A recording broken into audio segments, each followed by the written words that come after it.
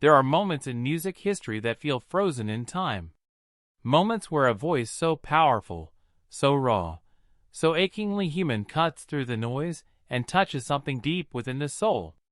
For millions of gospel music fans across generations, that voice belonged to Russ Taff. But behind the soaring vocals that brought tears to eyes and hands to the heavens, behind the Grammy Awards and standing ovations, there was a man fighting a battle that no one could see. A battle so intense, so consuming that it would eventually force him to make one of the most painful decisions of his life, walking away from the Gaither Vocal Band at the height of his influence. For decades, this departure remained shrouded in mystery, whispered about in church hallways, and debated in online forums. The speculation ran wild, but the truth remained locked away, too painful, too personal, too real to share until now.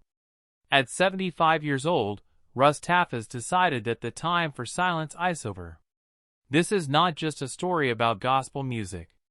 This is a story about the cost of perfection, the weight of expectation, and the courage it takes to choose healing over image, even when that choice might cost you everything. To truly understand what led to Russ Taff's departure from the Gaither Vocal Band, we need to travel back to where it all began, to the hills of Arkansas in 1953, where a boy was born into a world of fire and brimstone preaching and Pentecostal passion. Russ grew up as a preacher's kid, which sounds like a blessing until you understand what that really meant in his household. His father was a man of rigid expectations and harsh discipline that left scars Russ would carry for the rest of his life.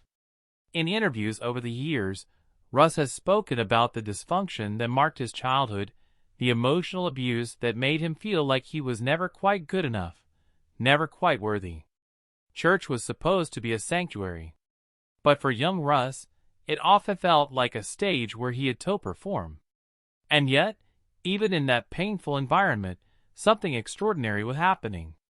Music became his refuge. When Russ sang, the pain that he couldn't express in words found its way out through melody, through the raw power of his voice that even as a child carried a depth and emotion that stopped people in their tracks. He wasn't just singing the songs, he was living them, pouring every ounce of his hurt and hope into every note. By the time Russ reached his 20s, he had already begun to make a name for himself in gospel music circles. In the mid-1970s, he received an invitation that would change his life forever. The Imperials, one of the most innovative and respected Christian music groups of that era, wanted him to be their lead singer. This wasn't just any opportunity. This was the big leagues. With the Imperials, he won Grammy Awards, Dove Awards, and the adoration of fans across the country. His stage presence was magnetic. When he performed, he became the music.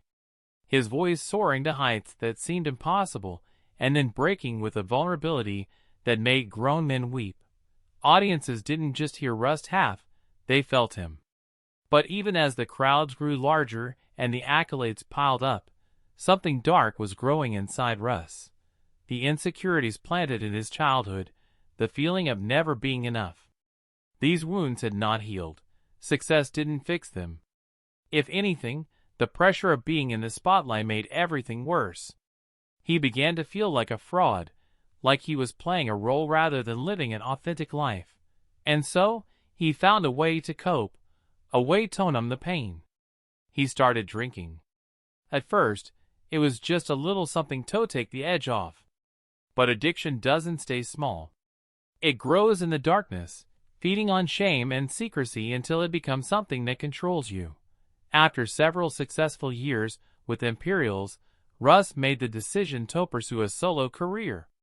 His solo albums, particularly Walls of Glass and Metals, showcased a new level of artistic maturity. These weren't just collections of gospel standards. They were deeply personal works that reflected Russ's own journey, his own struggles with faith and doubt. Songs like I Cry and Praise the Lord weren't written from a place of triumphant certainty. They were written from the trenches where faith and fear coexist. Fans connected with the vulnerability in a way that surprised even Russ himself. People wanted to hear from someone who understood what it felt like to struggle, to question, to fall and get back up again. His solo career brought him continued success, more awards, and more opportunities. But it also brought more pressure and more reasons to hide the addiction that was slowly taking over his life. Throughout the 1980s and into the 90s, Russ continued to perform and record. But behind the scenes, his battle with alcoholism was intensifying. The shame was overwhelming. How could a man who sang about God's love every night, admit that he was struggling with something so stigmatized in the Christian community? So, he stayed silent, and the silence nearly destroyed him. His marriage to Tori wasted in ways that would have broken most couples. But she stayed, refusing to give up on him, even when he had given up on himself. Then came an opportunity that seemed like a gift from heaven. Bill Gaither, the legendary figure in gospel music whose influence and reach were unmatched, invited Russ to join the Gaither Vocal Band. This was more than just another gig. This was a chance to be part of something truly special. The Gaither Vocal Band was known for its impeccable harmonies, its deep spiritual themes, and its ability to connect with audiences on a profound level. For us, joining the group felt like coming home. The chemistry between him and the other members, including Di Penrod, David Phelps, and of course, Bill Gaither himself, was immediate and undeniable. When they sang together, magic happened. Their voices blended in ways that gave you chills, and their performances were nothing short of transcendent.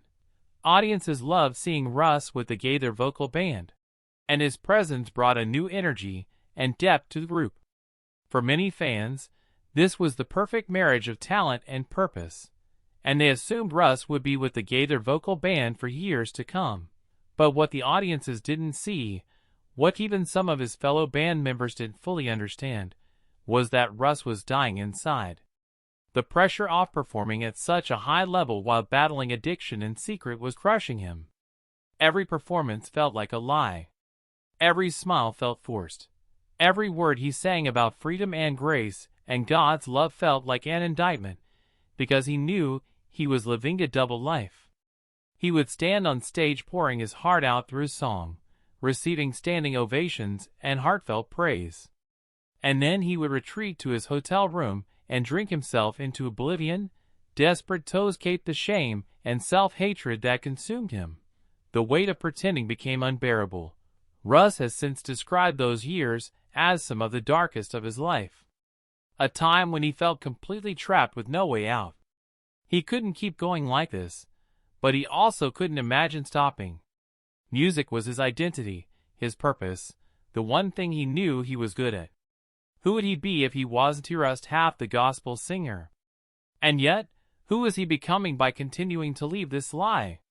The breaking point came not with a dramatic scandal or public confrontation, but with a quiet realization that hit Russ like a ton of bricks. He realized that if he didn't get help, if he didn't step away and deal with his addiction, he was going to lose everything that truly mattered: his marriage, his faith, his sanity, and possibly his life. He knew that continuing with the Gaither Vocal Band in his current state was just unsustainable. It was dishonest. It wasn't fair to Bill, to the other members, to the audiences who came to hear them sing, or to himself. He needed to stop performing and start healing. He needed to stop hiding and start being honest. He needed to step out of the spotlight and into the hard, painful work of recovery. And so, with a heart full of fear and sadness, Russ made the decision to leave the Gaither Vocal Band. This was not a decision he made lightly or quickly. He agonized over it, prayed about it, talked endlessly with Tori about it. Heck knew that leaving would raise questions, that people would speculate about what happened, that rumors would spread. But also knew that staying would eventually destroy him, and he had to choose life, even if that choice came with a cost. When Russ approached Bill Gaither about his decision to leave, he was met not with anger or judgment, but with compassion and understanding. Bill Gaither, who had seen many artists come and go over his long career, recognized that Russ was fighting a battle that required time and space away from the demands of touring and performing. There was no dramatic falling out, no bitter arguments, no burned bridges. Instead, there was a mutual respect and a shared understanding that sometimes the most loving thing you can do is let someone go, so they can find their way back to themselves. Bill and the other members of the Gaither Vocal Band supported Russ's decision, even as they grieved the loss of his presence in the group. They knew that his leaving was an act of courage, not cowardice, and they hoped and prayed that he would find the healing he so desperately needed. The years that followed Russ's departure from the Gaither Vocal Band were marked by intense struggle and profound transformation. Recovery from addiction is never a straight line, and Russ experienced setbacks and relapses along the way.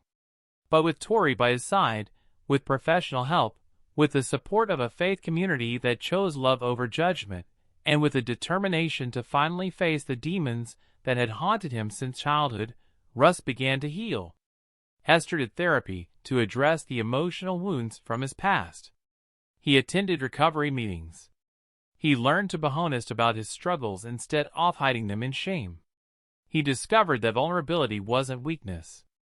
It was actually the pathway to real strength, and slowly, painfully, beautifully, he began to reclaim his life. One of the most significant moments in his journey came when Russ decided to go public with his story. He released a documentary titled I Still Believe, in which he opened up about his battle with alcoholism, the pain of his childhood, and the long road to recovery.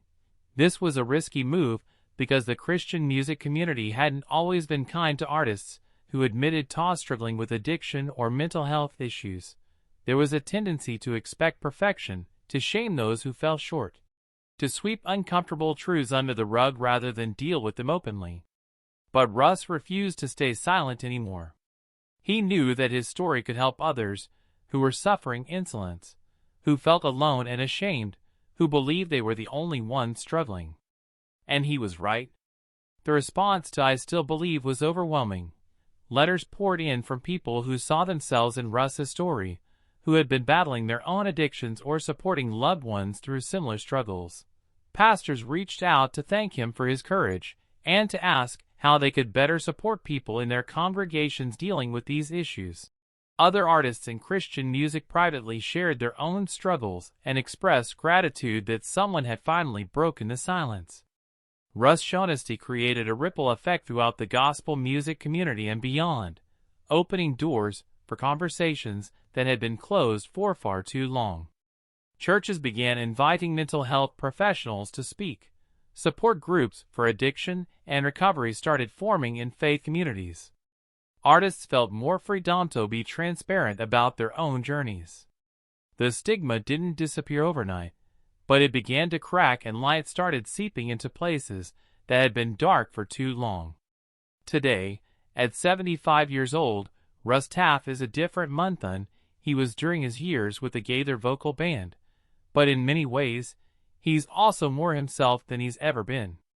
He still sings occasionally, not because he has to or because he's chasing fame, but because music is in his DNA, and it's how he expresses worship and gratitude. When he performs now, there's a freedom in his voice that wasn't there before. A pace that comes from no longer having to pretend. Every note carries the weight of his journey, the pain he's walked through, the grace he's received, and the truth he's finally able to live in. His performances these days are less about perfection and more about authenticity, less about impressing an audience and more about connecting soul to soul. And people can feel the difference. There's something profoundly moving about watching a man sing who has nothing left to prove and nothing left to hide. Russ has also become a mentor and encourager to younger artists who are facing their own struggles. He speaks at conferences, retreats, and recovery events, sharing his story with a transparency that still surprises people. He doesn't sugarcoat the hard parts or try to tie everything up in a neat bow. He talks about the mess, the failures, the moments when he wanted to give up. But he also talks about the hope, the healing, and the grace that carried him through. His message is simple but revolutionary in a culture that often demands perfection from its Christian leaders and artists. You don't have to have it all together. You don't have to pretend. You can be broken and still be loved. You can struggle and still have faith. You can